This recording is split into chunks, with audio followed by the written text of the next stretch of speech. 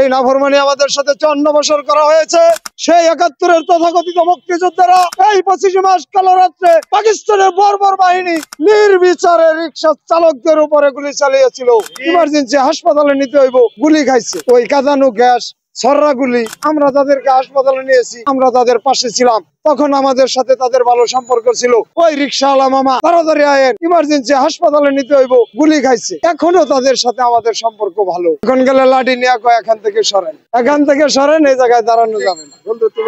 ওই হোটেলে ওই যে বড় বড় পার্টি সেন্টার করতেছে, ওই জায়গায় ওই রাজনীতিবিদকে নিয়ে ডাক্কা দিতেছে, যারা 5 জুলাই আন্দোলন শুরু হওয়ার সময় বলছে যে আমরা এটার লগে জড়িত না, তাদেরকে ডাক্কা বড় বড় হোটেলে নেওয়া হইতেছে।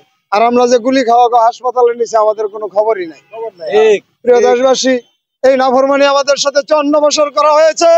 সেই 71-এর তথাকথিত মুক্তিযোদ্ধারা এই 25 মাস কালো রাত্রে পাকিস্তানের বর্বর বাহিনী নির্বিচারে রিক্সা চালকদের উপরে গুলি চালিয়েছিল। যেটা আপনারা এই আর কয়দিন পরেই আর্কাইভ থেকে সংগ্রহ করে গোটা বিশ্ববাসীর সামনে তুলে ধরবেন।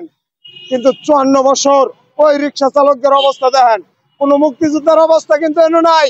নামে বেনামে তারা বাধা সংগ্রহ করেছে, কিন্তু কোনোদিন এই রিক্সা চালকদের কথা বলে নাই যারা তাদেরকে খবর সংগ্রহ করেছে।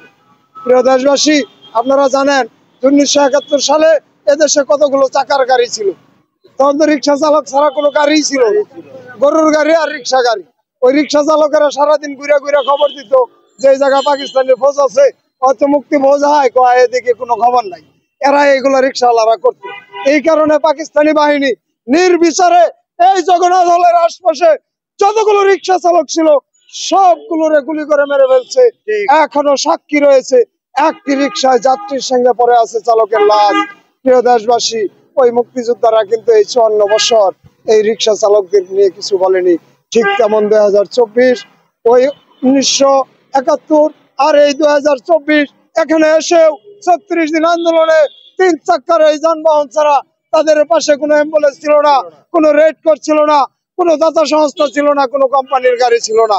আমরাই তাদেরকে হাসপাতালে নিয়েছি, তাদের অভিভাবকদের আনা নেওয়া করেছি, জরুরি ওষুধপত্র এনে দিয়েছি। এমনকি কারফিউর মধ্যে একমাত্র যোগাযোগ ব্যবস্থা এই 3 চাক্কা ছিল। দেশবাসী কিন্তু ভুলে গেছে, দেশবাসী এই কথা এখন আর মনে করে না।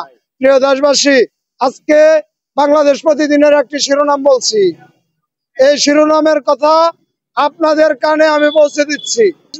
আমি আল্লাহর কাছে দোয়া করব যে আল্লাহ পাক যেন এই টাকার বদৌলতে আপনাদের উপরে গজব নাজিল করে, আর না হলে এদের মৌলিক অধিকারের কথা বলবেন। তাদের হাতে তাদের মৌলিক অধিকার ধরিয়ে দেন। 500 বা 1000 টাকা বকশিশ দিয়ে তাদের মৌলিক অধিকার হরণ করে আপনারা এসি গাড়ি দিয়ে চলার চেষ্টা করবেন না।